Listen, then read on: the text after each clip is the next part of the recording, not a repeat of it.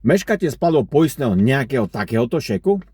Skúste niekoľko základných výhovoriek, povedzme tomu ospravedlneniek, ktoré by na poisťovňu mali zabrať, aby ste nemuseli zaplatiť a takto naťahovať čas. Ja som sa ich naučil v poisťovni Unión, keď mi riešili asi takúto malú poistnú udalosť voči takémuto veľkému zaplatenému poistnému. Pýtal som sa na to, prečo to trvá roky. Tak, prvá výhovorka, vlastne ospravedlnenka, na základe tejto šablóny by mohla byť: nezaplatil som váš šek, lebo som si myslel, že ho doplníte ešte o jeden. Tento mi prišiel neúplný. Toto by sa dalo použiť asi viackrát. Keď vám už na to prídu, tak sa ospravedlňte za neaktívnosť. Tak to robí aj poisťovňa Unión, preto by to malo fungovať. Keby to už nezaberalo, skúste znovu ospravedlnenku. Nezaplatil som váš šek, lebo financie má na starosti manželka. Tá bola dlhodobo chorá, tak som sa s ňou nemohol rozviesť. Ale keď sa rozvedieme a nájdem si novú, iste to zaplatím. Príde vám to malo trápne?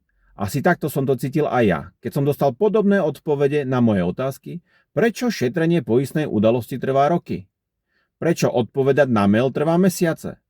Prečo nie sú schopní si doplniť doklady na ich stránke, ktoré som im viackrát zaslal.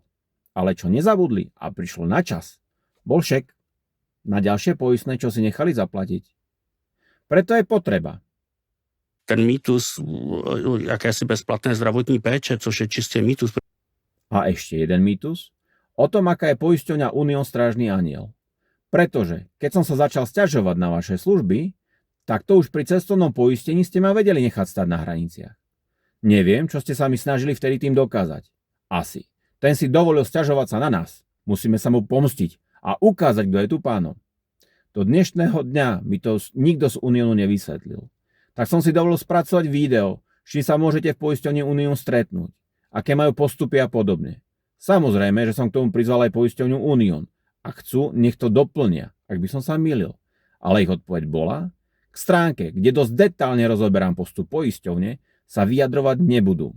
Prihláste sa, nech môžete vidieť, ako to celé prebiehalo. A čo všetko poisťovňa môže, a vy sa môžete len prizerať na to, komu ste roky platili.